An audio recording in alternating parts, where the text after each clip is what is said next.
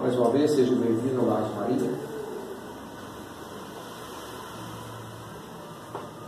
Os nossos estudos no Lar de Maria, através do NAI, que é o Núcleo de Atividades Espíritas, antes de nós entrarmos nos nossos estudos, eu gostaria de trazer para vocês o porquê de NAI, Núcleo de Atividades Espíritas Lar de Maria. O objetivo foi exatamente trazer a essa instituição uma possibilidade para que aqui a gente pudesse somar outras atividades paralelas aos estudos da doutrina espírita, a exemplo da psicoterapia espiritual, a homeopatia, fitoterapia e outras terapias fundamentais necessárias que agregam à alma a possibilidade de receber, através dessas terapias, um enriquecimento energético, uma condição saudável para que ela possa executar na sua plenitude aquilo que nós temos de mais importante, que é o desenvolvimento da alma. Então, dentro dessa proposta de trabalho, nós temos a mediunidade como sendo uma das faculdades da alma, entre tantas, que nós vamos trabalhar de uma forma mais intensa. Vamos trabalhar a mediunidade para que a gente possa, durante os nossos estudos, procurar entender um pouco mais o que é a mediunidade, não só com a abordagem espírita, mas também, como nos ensinou Allan Kardec, dentro de um conceito também científico, dentro de um conceito acadêmico, porque nós sabemos que a mediunidade, ela já saiu do campo esotérico, ela saiu do campo teológico, ela saiu do campo religioso e hoje está dentro das universidades, dentro das faculdades, principalmente dentro da área da saúde, onde ela tem a sua maior evidência, exatamente porque são pessoas, são profissionais que vão lidar com a alma na sua parte mais fragilizada, que são as doenças. Qualquer tipo de doença, quer seja de natureza física, quer seja de natureza mental, ela coloca a pessoa, o ser, num estado de instabilidade, de desequilíbrio. Então, em função disso, a área da saúde tem promovido intensos estudos, pesquisas, para desenvolver uma atividade que nós precisamos. Então, essa pesquisa, ela sai das casas espíritas, são endereçadas às universidades, às faculdades, por sua vez, elaborando os estudos, feito as pesquisas, retornam novamente às casas espíritas, às instituições, para poder desenvolver esse estudo, já agora com uma conotação mais específica, com uma conotação não só com a abordagem das casas espíritas tradicionais, mas já com outro foco, um foco também de natureza científica.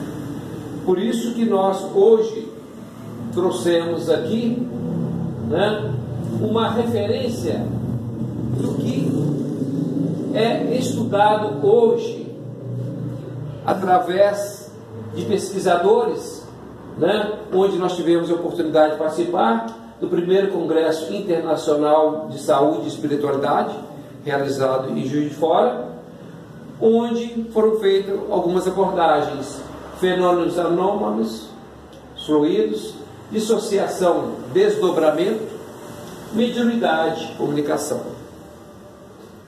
Inicialmente, dentro desses 3 fatores, nós vamos começar a trabalhar a questão da mediunidade, né?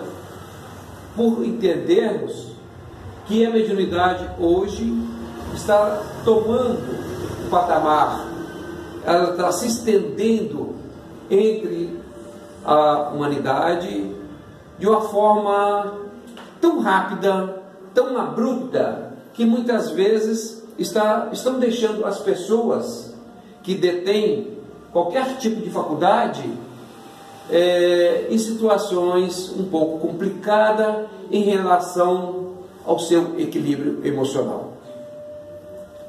Então, enquanto casas espíritas, enquanto instituições, trabalhando os fenômenos da alma, a faculdade da alma variada tem na mediunidade uma das características importantes. Porque se nós pegarmos algumas obras, né, de Inácio Ferreira, de Ivone e atualmente de Dorian Conte, né, nos traz relatos importantes, onde afirmavam que da década de 20 até a década de 1940, o manicômio absorveu a maior quantidade de pessoas consideradas até então loucas, né? Era o termo usual, né? Um desequilíbrio em função da mediunidade. Eram situações que se apresentavam, não tinha como solucioná-los, né? Imagina, de repente, alguém começa a ouvir vozes, alguém começa a ver vultos, a ter situações que não sabem explicar dentro de uma esfera física, onde o psiquismo é que atua. Obviamente, as pessoas eram, diante desse quadro, internadas nos manicômios, para que ali pudessem receber os tratamentos, e principalmente o tratamento de choque. Veja só, né? É uma situação que acompanha a humanidade. A mediunidade sempre esteve presente na humanidade. Agora, a questão é como tratar isso. Como podemos tratar a questão da mediunidade, né? E a pergunta, será que nós temos hoje condições de tratar a mediunidade como ela deve ser tratada? Ou ainda temos dificuldades em tratar a mediunidade como sendo uma faculdade da alma, né? Por isso que na semana passada nós apresentamos como último slide exatamente este aqui, né?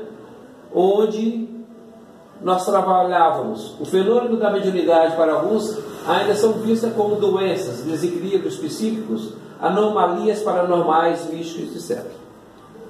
Então, por incrível que pareça, em pleno século XXI, ainda tem muitas pessoas que tratam a mediunidade como sendo doenças, né? Mesmo entre membros de casas espíritas, alguns ainda têm um certo desconforto em afirmar que a mediunidade não se trata de uma questão de faculdade da alma. Ela muitas vezes, ao tratar o assunto, trata com muita reserva. Não que o caso deva ser explorado através de holofotes, né, de divulgação, não. Mas tem que ser tratado com naturalidade. Tem que ser tratado como uma coisa normal, rotineira do ser.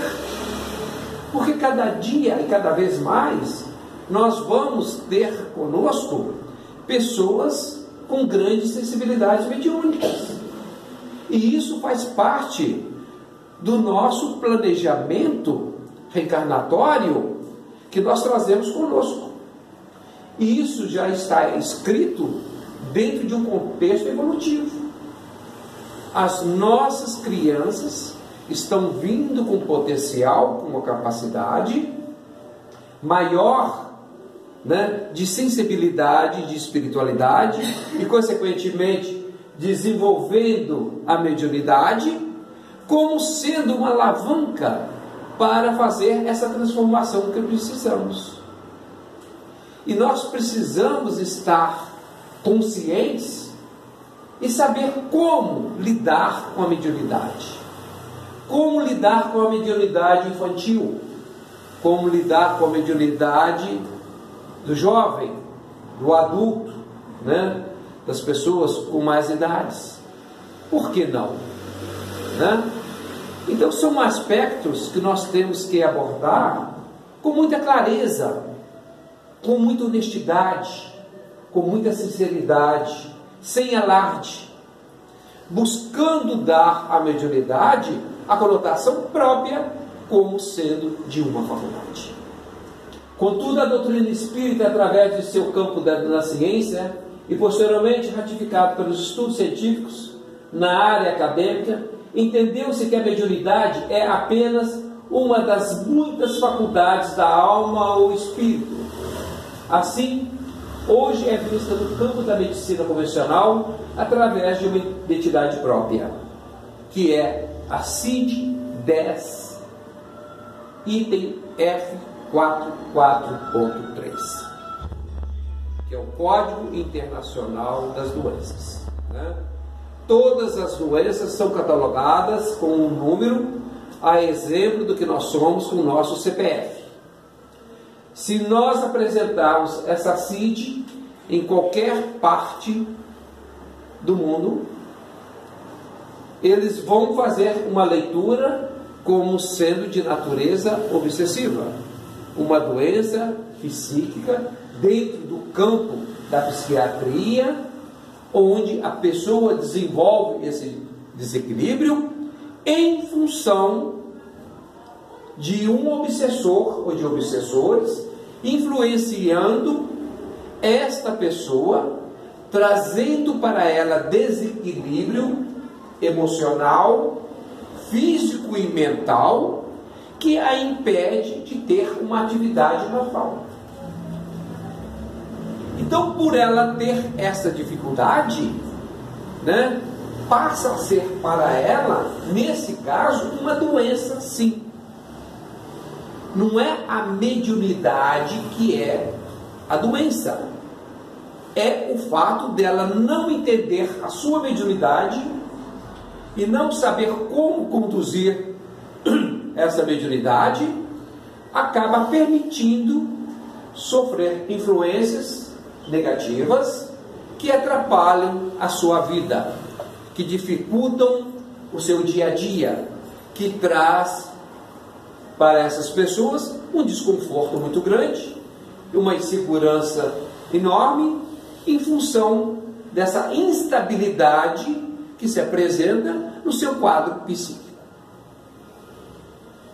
Qualquer coisa, gente, vão perguntar, vão questionar, tá? Porque tudo isso realmente é novo para nós.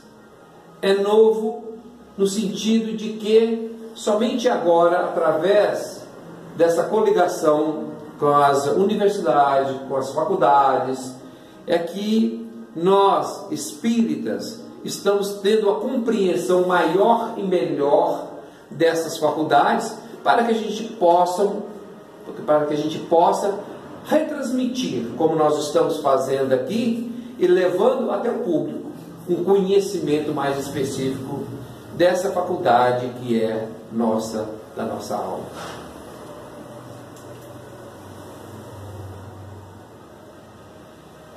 A mediunidade deve ser vista e aceita pelos espíritas conscientes como um compromisso que o espírito assumiu antes da sua reencarnação, através de um planejamento bem elaborado, aceito e assistido por irmãos especializados no assunto.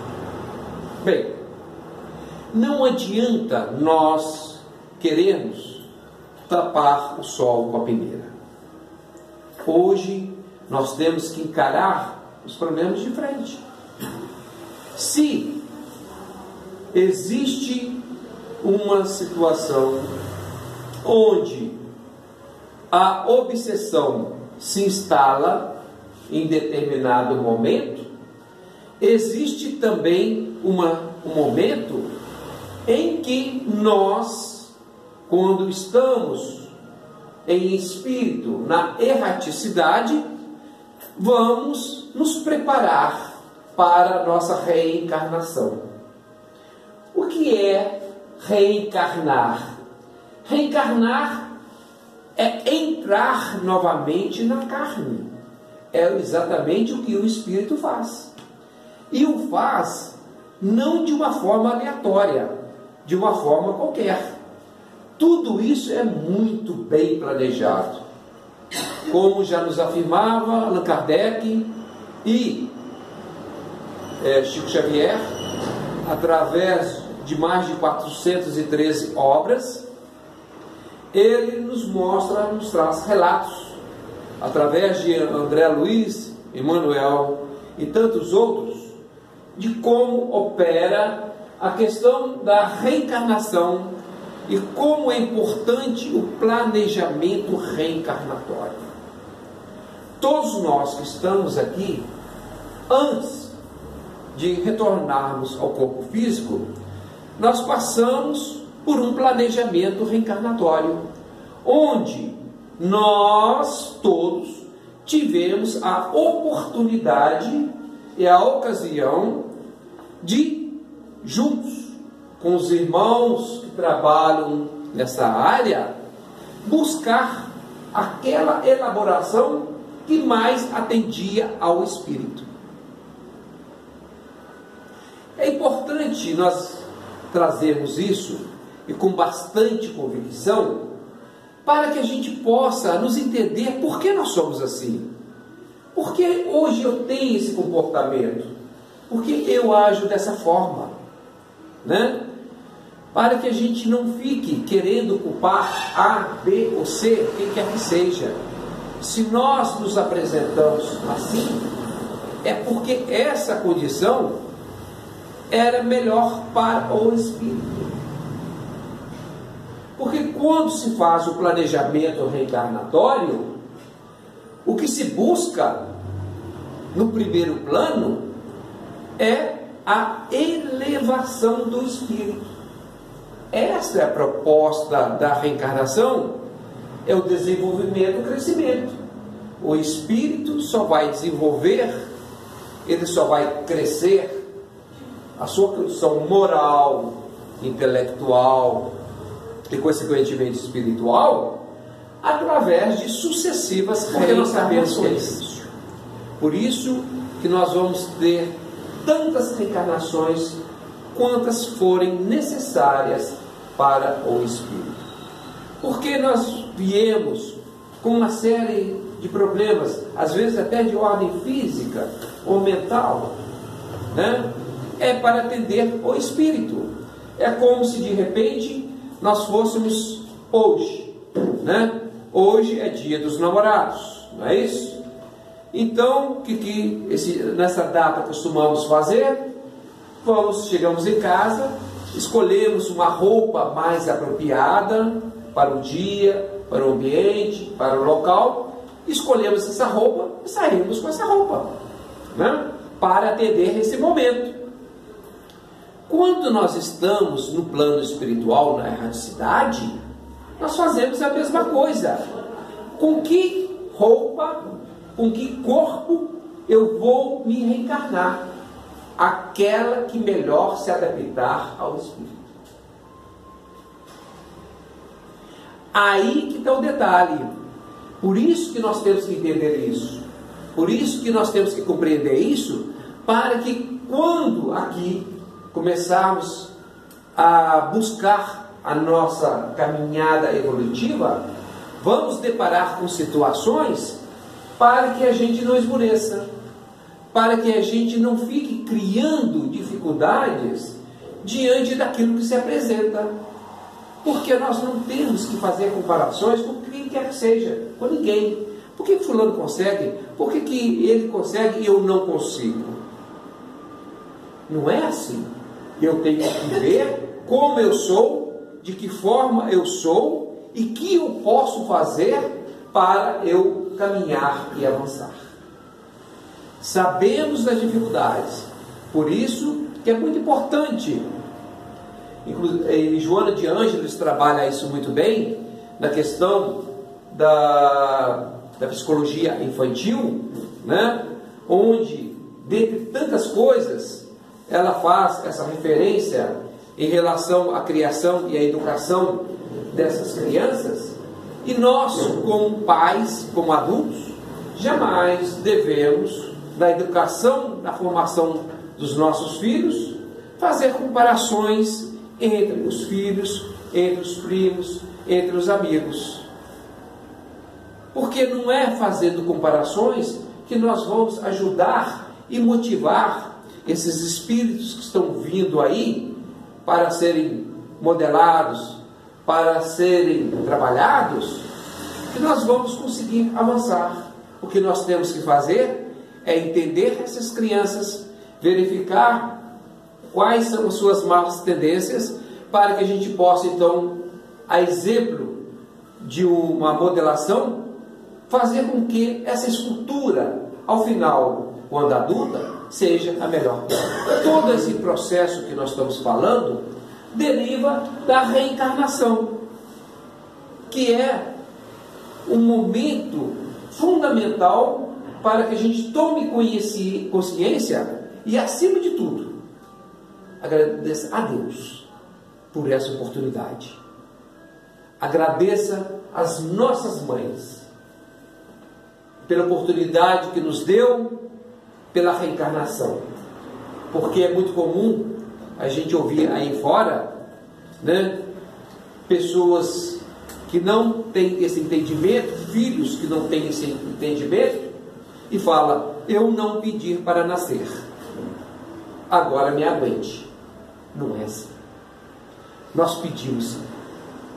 E a mãe, nesse ato de bondade, nesse ato de benevolência, permite que a gente nasça, permite que a gente venha como seu filho, para que a gente possa construir uma nova existência. Então, o que nós observamos, que cada um de nós vem numa condição necessária para evoluirmos e crescermos. E à medida que nós vamos nos conscientizando dessa necessidade, esse fardo que Jesus cita fica mais leve para nós transportarmos.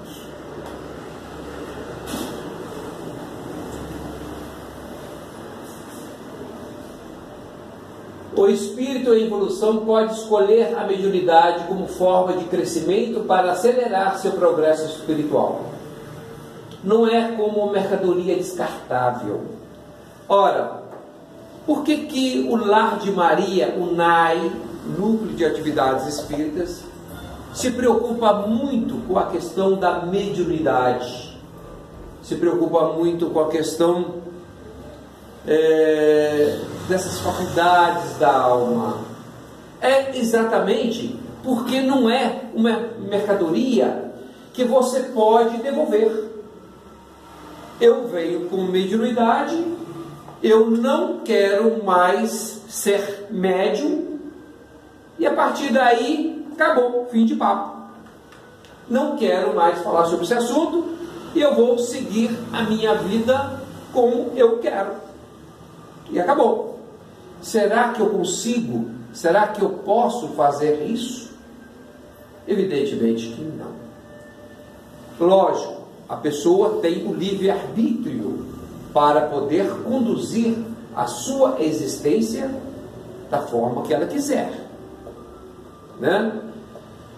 Mas nós sabemos também que existe a lei de causa e efeito, existe a lei de justiça, onde nós estamos vinculados. A exemplo das leis sociais que nós temos, das normas, né, de condutas que nós temos que seguir, porque senão nós infringimos as leis e vamos sofrer as consequências, né, das leis humanas. As leis divinas, essas são infalíveis, essas são imutáveis. As nossas leis sociais se modificam a cada momento para atender uma necessidade daquela sociedade, daquele povo, daquela comunidade. Mas as leis divinas não. Essas leis são imutáveis. Elas estão aí para o sempre. Enquanto nós tivermos necessidade da nossa evolução, da nossa iluminação, do nosso crescimento, nós deveremos estar atentos às leis divinas. E aquele ser que reencarna com uma faculdade mediúnica e ela não se desenvolve, evidentemente, ela vai trazer para si as consequências dessa inobservação. Por quê? O que é ser médium? É ter a faculdade de desenvolver-se comunicando com o plano espiritual. E qual a finalidade do médium? É o elo de comunicação entre o ser encarnado e o ser desencarnado. Deus permite que assim seja para que nós possamos sempre estarmos unidos, ou através da matéria, ou através do espírito. E os espíritos se comunicam conosco através dos médiuns, através da intuição, né? Mas o médium de psicografia, psicofonia, são médiuns que vão atender diretamente aqueles irmãos que se encontram no mundo espiritual, desencarnados, em situações difíceis, onde muitas vezes eles nem se dão conta de que desencarnaram, e vão descobrir isso através de uma sessão mediúnica. E quando Jesus pediu que trabalhássemos a caridade, em momento algum ele falou que a caridade tinha que ser no plano físico.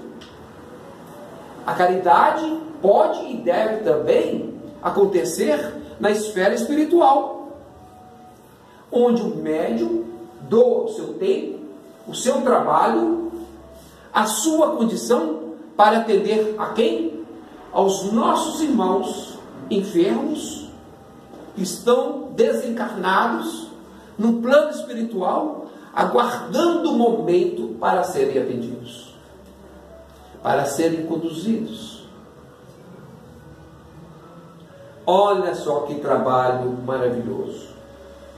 Olha que trabalho fecundo de amor, de caridade, de fraternidade, de solidariedade.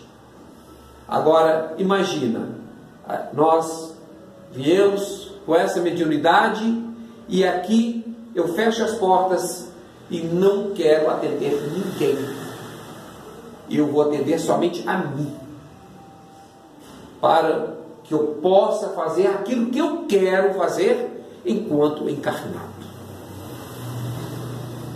Isso chega a ser egoísmo. Isso chega a ser um desequilíbrio. E como tal, os reflexos virão. Mas, repito, a pessoa tem seu livre-arbítrio para poder desenvolver ou não essa mediunidade. E o Lar de Maria, como tantas outras casas espíritas, tem como propósito exatamente proporcionar a essas pessoas que querem a possibilidade do desenvolvimento, a possibilidade de verificar como fazê-lo, para que ela possa atender a sua necessidade enquanto espírito. Pode ser uma prova, missão, mas também pode ser uma expiação. A mediunidade, o indivíduo, o ser, com essa faculdade, pode ser uma prova, para que ele possa atender com maior eficiência aqueles irmãos no plano espiritual. Pode ser uma mediunidade de cura, pode ser uma mediunidade voltadas a dar o equilíbrio. Tem uma série de mediunidades, de fenômenos, que ainda nós não conhecemos. Nós conhecemos apenas alguns, poucos, né? Então não importa se é uma prova. O que é prova? Prova é quando nós submetemos, né, para verificar se nós estamos aptos a ultrapassar aquela situação, desenvolver e crescer. Quando nós falamos que estamos vivenciando uma prova, essa prova só existe porque no meu planejamento reencarnatório eu me possibilitei, enquanto espírita, enquanto espírito, a passar por ela. Será que todas as provas eu vou conseguir passar? Às vezes não, né? Por mais que eu me esforce, às vezes eu não consigo.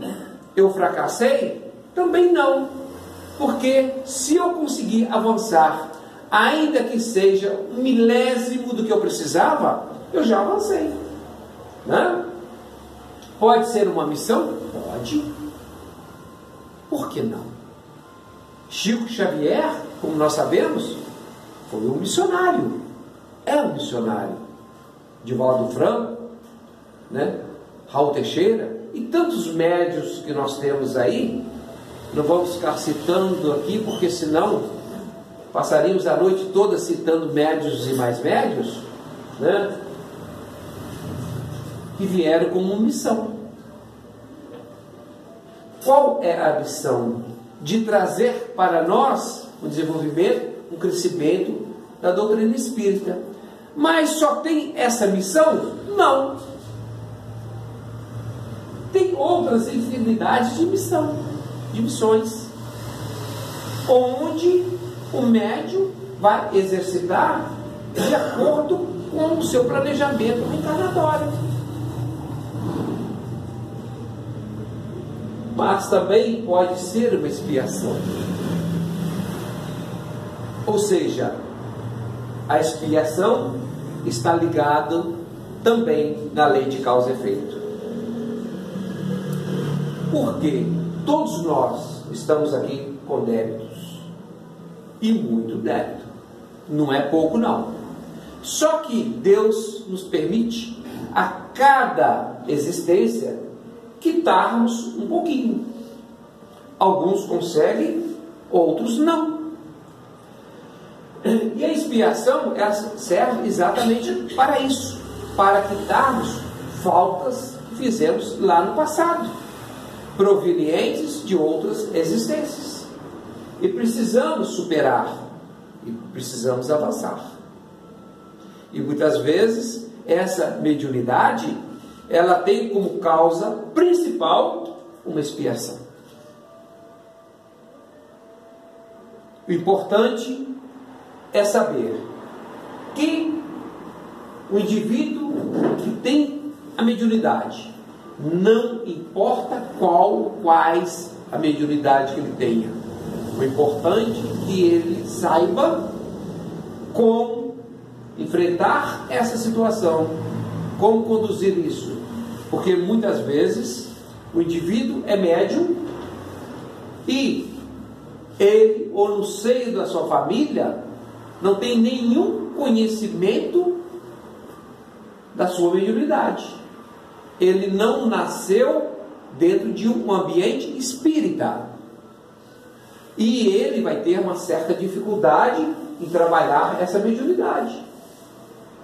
Por isso que nós temos o compromisso, a responsabilidade e a obrigação de trazermos para aqueles que querem e buscam um pouco de conhecimento sobre o assunto, para que isso possa tornar-se mais leve, para que ele possa desenvolver isso de uma forma mais natural, como deve ser encarado.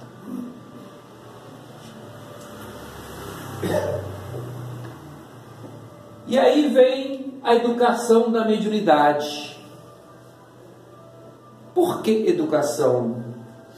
Educar é no sentido de dar ao médium, a esta faculdade, uma condição mínima para que ele possa fazer dessa mediunidade, né, um instrumento adequado, necessário para o seu autoconhecimento e proporcionar daqueles que aguardam dele um trabalho, um desenvolvimento melhor.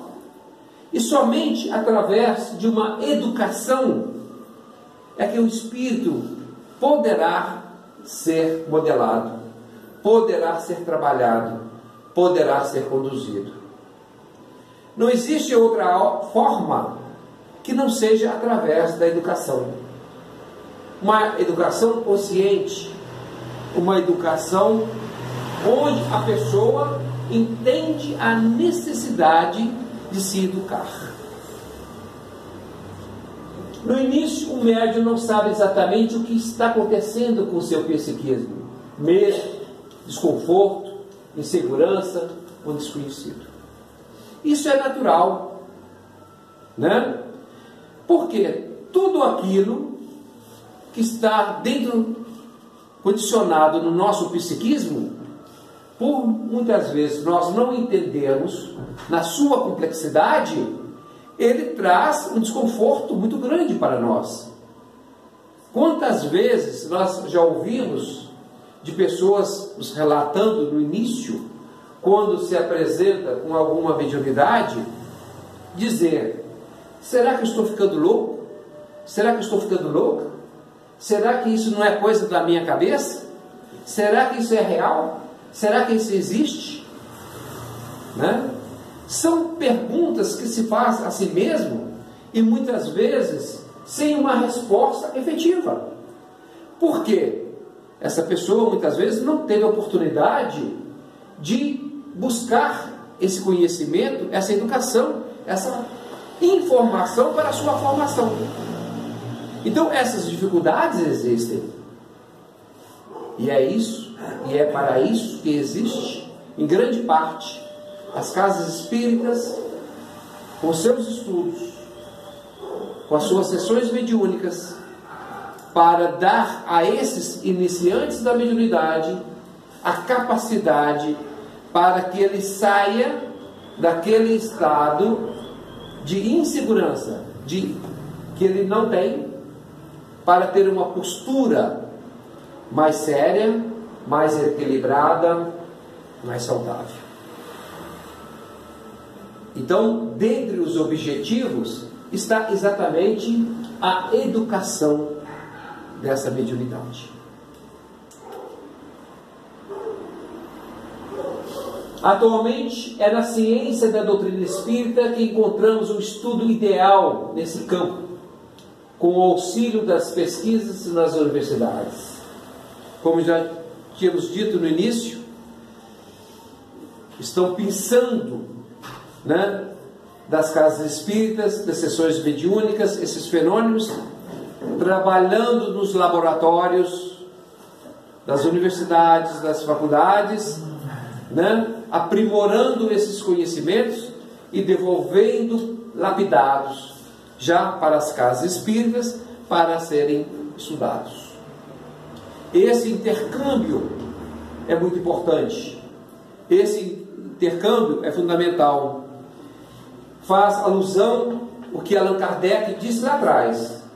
Se em algum momento, em algum ponto, a doutrina espírita entrar em conflito com a ciência, fique com a ciência. Porque Allan Kardec, através da espiritualidade, através dos espíritos superiores, sabia que um dia a doutrina espírita, que tinha um dos seus pilares a ciência, ia avançar, progredir, caminhar rumo às universidades. Ele já sabia disso. Como sabia também que esse avanço era necessário, era fundamental para atender às nossas necessidades. E cada vez mais essa pesquisa se realiza de uma forma mais intensa. E graças a Deus, o Brasil, sem dúvida alguma, é o país com maior número de médiuns. O Brasil é um celeiro de médiuns. Enquanto nos outros países, Estados Unidos, Rússia, França, Inglaterra, Alemanha, tantos outros, tem uma pesquisa mais avançada, nós temos aqui os médiuns, as ferramentas, os instrumentos, para que a gente possa trabalhar.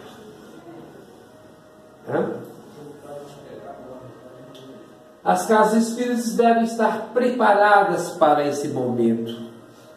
Nós devemos estar preparados para suportarmos as situações que nos são impostas, pelas dificuldades. Porque, segundo a Organização Mundial da Saúde,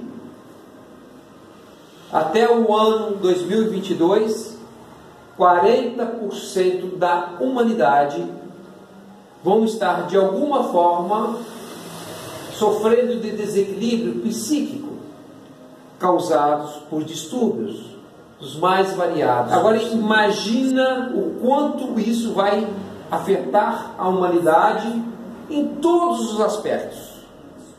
No aspecto profissional, no aspecto familiar, no aspecto pessoal, nos relacionamentos, no crescimento e no desenvolvimento, e sem falar uma outra coisa.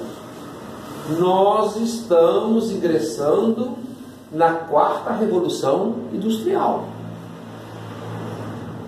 onde a inteligência artificial se faz presente, e nós vamos ter um problema sério aí em relação à questão moral e ética. Como nós vamos lidar e enfrentar essas situações? Que modelo que nós vamos ter que adotar para enfrentar essas situações? E aí, nós estamos preparados para isso? Né?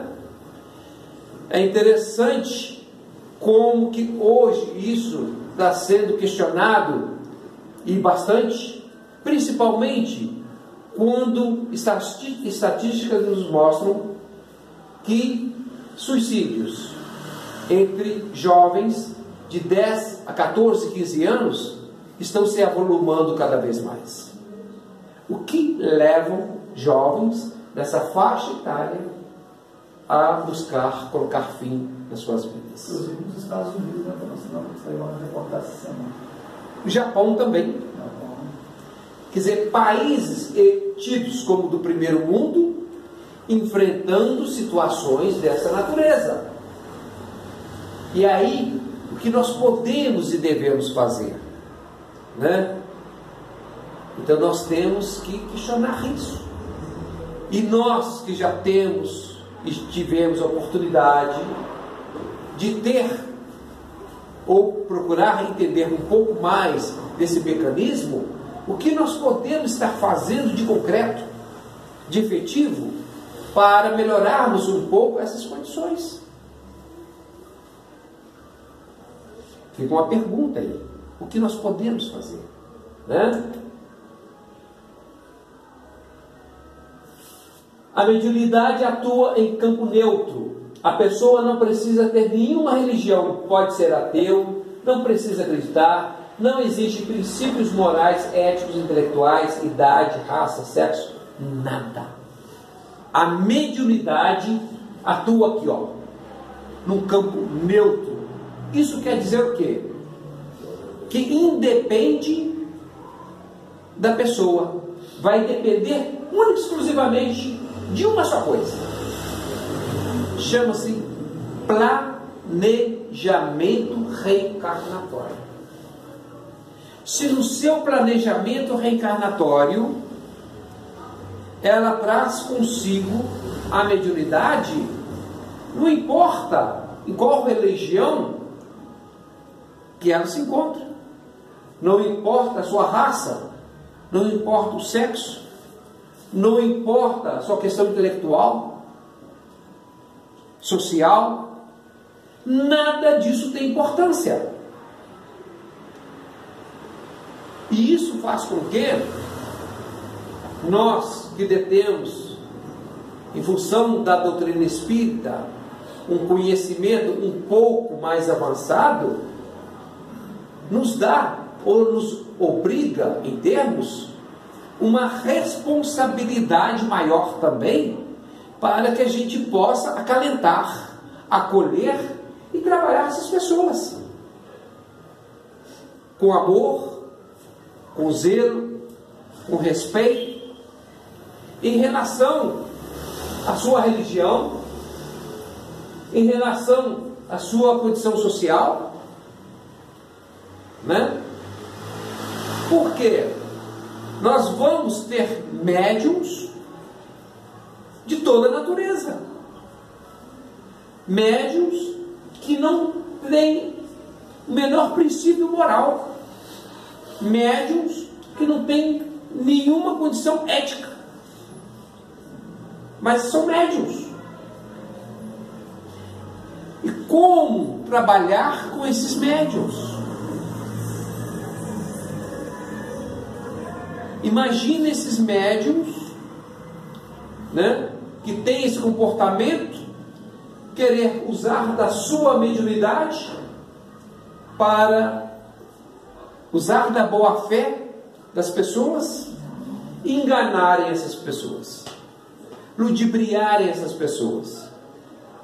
Esses médiums vão ser assistidos pelos irmãos do plano espiritual. E que irmãos são esses? São irmãos do mesmo quilate, da mesma importância que esse médium. Por quê?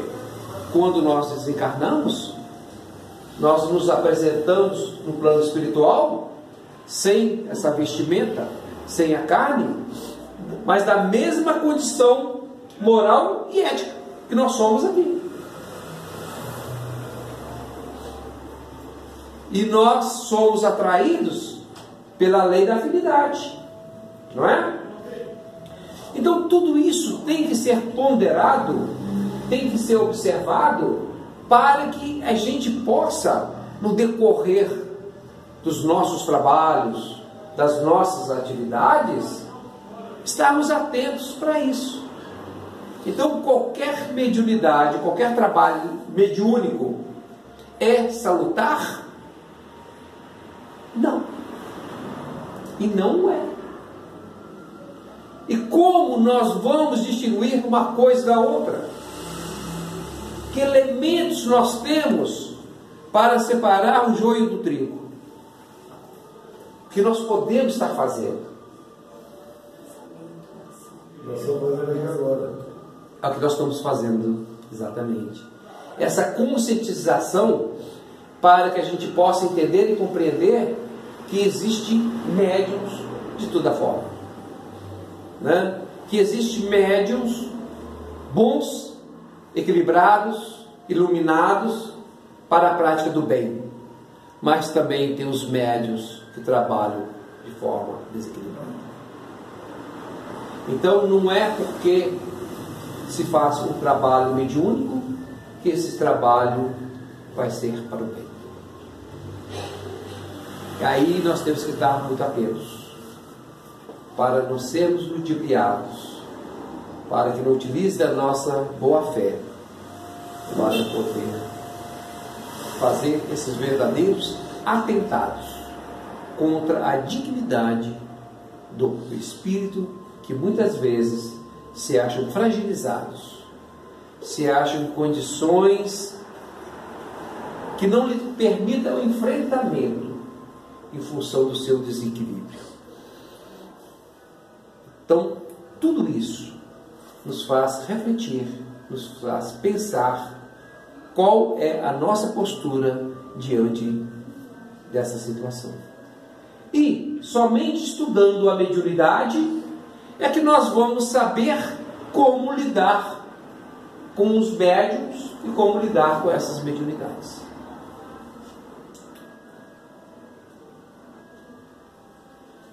Os espíritos exercem sobre o mundo moral e até sobre o mundo físico uma ação incessante. Não tenha dúvida disso. Existe um intercâmbio permanente de influências mútuas entre o plano físico e o plano espiritual. Isso quer dizer que, da mesma forma que os espíritos nos influenciam no nosso dia a dia, através da interferência dos nossos pensamentos e das nossas ações, nós também, da nossa parte, influenciamos os espíritos que estão na erraticidade. É de espírito para espírito, ou como queira, é de alma para espírito e de espírito para alma, né? Porque a única diferença que existe entre o espírito e a alma é exatamente o corpo físico. Agem sobre a matéria e sobre o pensamento e constitui uma das potências da natureza. Gente, isso aqui é importante. Os espíritos, sem dúvida alguma, é uma das potências da natureza, tanto para o bem quanto para o mal. Só que, como a Terra é um orbe de provas e expiações, subtém-se que o mal ainda é maior do que o bem. Isso subtém-se que nós temos uma carga deletéria, psíquica, nos influenciando de uma forma muito intensa para a prática do mal. Mas isso não quer dizer que nós devemos também nos submeter a essas influências. Isso quer dizer que nós temos que ter mais vigilância, mais oração, mais prece. Isso quer dizer que nós estamos num ambiente muitas vezes contaminados, mas podemos fazer com que haja uma certa influência dos bons espíritos, como queira, dos nossos anjos da guarda, dos nossos protetores, irradiando sobre nós uma proteção, desde que nos permitamos estar em sintonia com esses irmãos. É a lei da afinidade. Se nós não tivermos, a influência que nós vamos ter, com certeza, são influências negativas. São influências que vão dificultar a nossa caminhada. Quantas vezes a gente ouve isso, né? Comigo não dá nada certo, está tudo errado, eu sou um para-raio, parece que as coisas só acontecem comigo. Por quê? É exatamente a questão da sintonia. Então, tudo isso serve para que a gente entenda, compreenda como é a nossa posição diante de toda essa situação. É uma situação adversa? Sim. Mas Deus nunca nos deixa em desamparo. Deus sempre nos dá a possibilidade de caminhar com iluminação. Deus sempre nos protege, desde que nós, enquanto espírito, nos permitamos ter esse amparo. vigiai e orai. Queremos agradecer a todos e por hoje encerramos aqui os nossos estudos, os nossos trabalhos no Lar de Maria, no NAI, Núcleo de Atividades Espíritas.